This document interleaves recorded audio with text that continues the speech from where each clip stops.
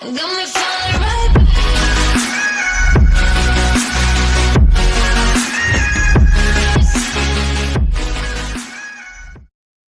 Hello everyone and welcome back. Today I have a mid-range mono red list for you. I played something like, I want to say, 11, then 4. I played something like 15 games and won all of them in a row. This was in casual because I was deck testing. But basically what we've done we have taken a standard mono red list. So it's got a lot of stuff that you know in it, and we've extended it into the mid game. So we run 4 Fanatical Firebrands, nothing new there. We run 4 Shocks, we run 4 Viashino Pyromancers, we run 4 Lightning Strikes. Flame of Keld I'll get into, that's a little bit different than what you'll normally see. We run 4 Chainwhirlers because of that stupid enchantment that creates a token every turn and a bunch of other crap we got to be able to take care of. So running 4 of these is, I think, worth it in the current meta. 4 Skewer the Critics. So those are all the kind of the same cards you're used to. Then we run 3 Tibalt, Rakish, Instigators. Now, a lot of people are using this as like a tech card against life gain, but I'm kind of using it. I mean, it works for that. Don't get me wrong. You'll see it in some games, in clutch. But it's also pretty good for tempo, I've found. So like basically creating a 1/1 that deals 1 damage to any target when it dies, and you can create 2 of those before this thing's dead, is not bad, especially to chump block. You can throw it out third turn, chump block a 2/2 and kill it with it, or do whatever you need to do. It's just a pretty good card. I like it. We run 4 Chandra Artisans because this card is unbelievably powerful. This is our draw engine, and it's hard for them to take care of it without hard removal, because any type of damage removal or any type of creature-based damage to this creature to this planeswalker will pretty much kill them at that point in the game. So it's a hard target for them to take care of.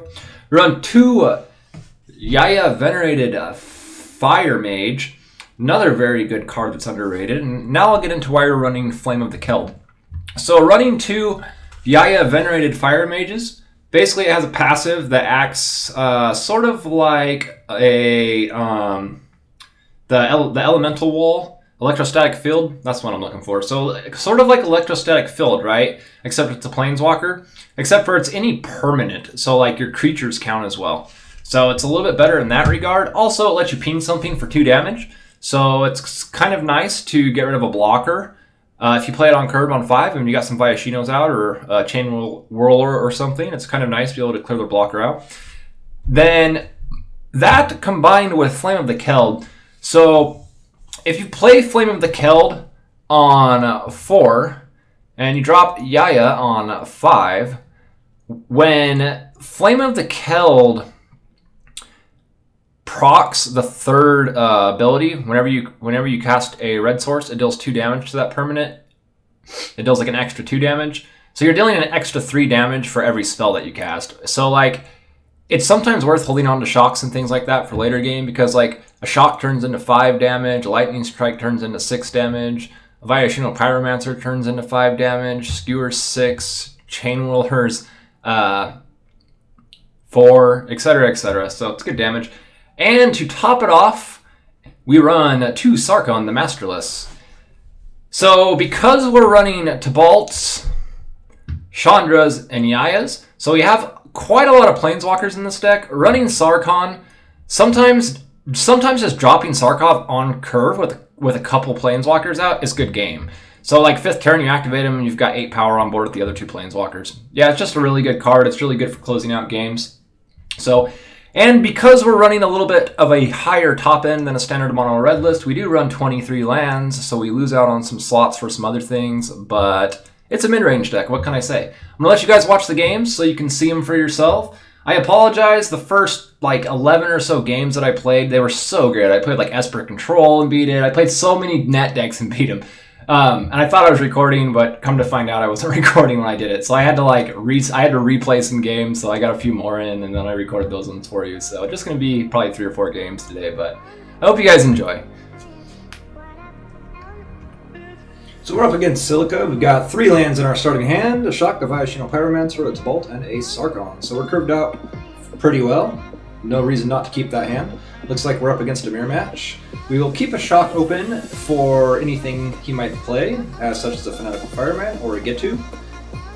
We don't run Get-Tos in our list because we needed slots for our other stuff, but you'll kind of see in this match what happens when you have a little bit more mid-range power than a standard mono-red deck. So Viashino on the curve, playing an 8-18. Perhaps he's thinking about shocking our creature. Nope, looks like he is doing something else. A Viashino of his own. We have a Goblin Chainwhirler to take care of that. We'll sneak another 2 in. Third Viashino, not a concern to us. Here comes down our Planeswalker. We'll go ahead and draw our card. We kind of made a misplay there. We should have drawn the card before we played the land. Well, I guess we needed the land to play him, so no misplay. And our opponent concedes. He did not like our Sarkhan, evidently.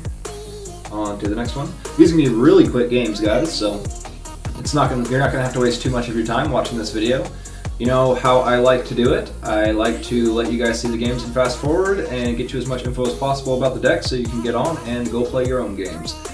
So Flame of Keld, Goblin Chainwhirler, Skewer the Critics, Chandra, not a great hand, but we do have a Chainwhirler, so if we're up against something with tokens, we'll be pretty well off.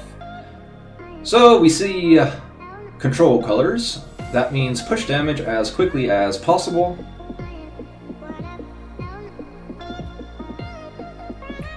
Opponent's going to be on the token game, so we know what he's kind of up to right now.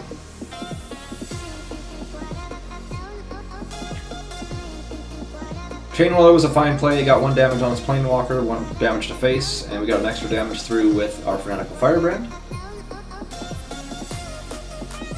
So, we will discard our Flame of Keld, drop Chandra,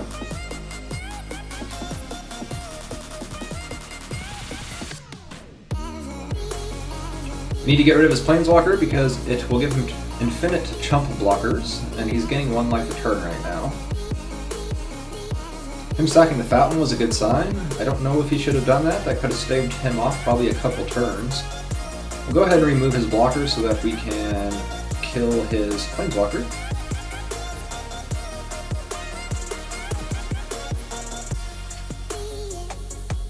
We'll go faced with the Goblin Chainwhirler so that he doesn't remove it if he had a removal spell, and we'll Skewer the Critics. So the reason we went in that order, the reason that we attacked faced and Skewered the Critics as Planeswalker is because we didn't know if he had any creature removal that he was saving to use on the creature when it attacked the Planeswalker. So that is why we did that, so that we baited him into not killing our creature. And he will be dead this turn. Finished off by a Lightning Strike and a Shock. On to the next one.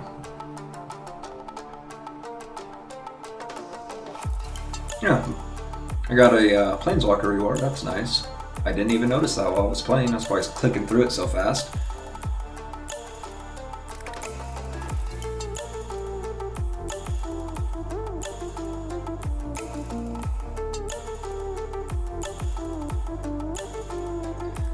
Pretty good starting curve, no reason not to keep it.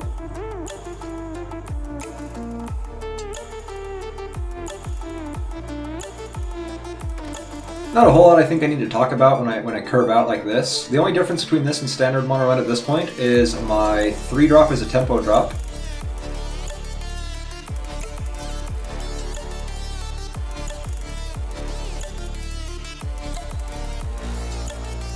Alright, our opponent going to be on some sacrificing shenanigans. We'll go ahead and give him the option to block that if he wants, so he'll take the damage.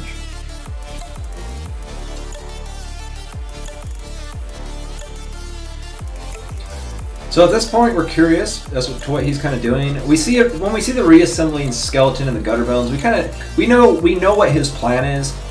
His plan is probably a little slow for a mono red list.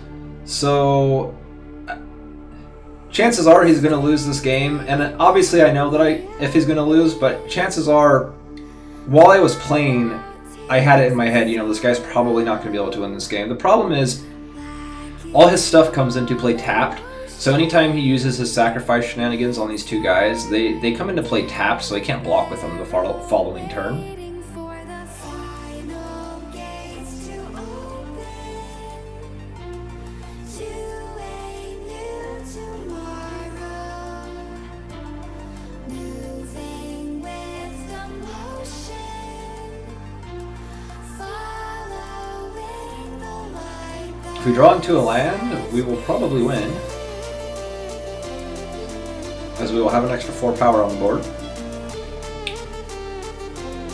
Send the damage face, and we draw into the land, turn our creature into a dragon, and attack, and that is lethal.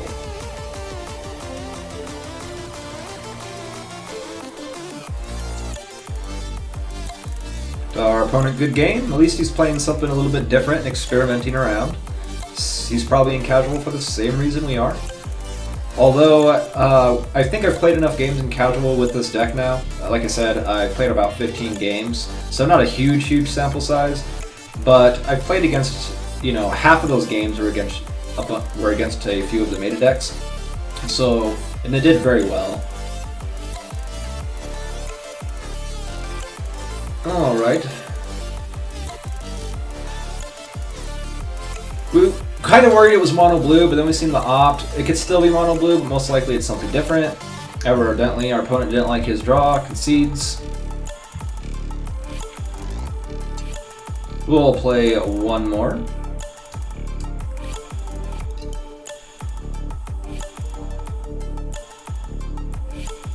So this is a very late starting hand, but as we are a mid-range deck, we might be able to get away with it. So, and we're kind of experimenting at this point in our playing, so it's not about winning every game, it's kind of about seeing what the deck can do in different circumstances. We let him choose to block. We knew he wouldn't block, that's why we went ahead and attacked. We wanted to keep the Firebrand open so that we could ping whatever he played and Chainwhirler the next turn. That was our line of thought. And when we attacked with our creature, that was still our line of thought, we just knew that he wouldn't block. So a 2/2, not going to be enough. We'll play our Chandra, draw a card.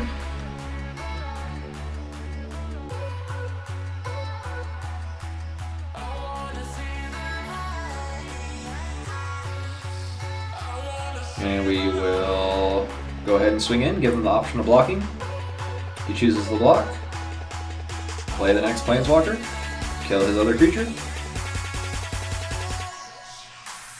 And our opponent realized he is out-tempoed. Thanks for watching, everyone. I hope you enjoyed the video. Like, subscribe. Until next time, enjoy life.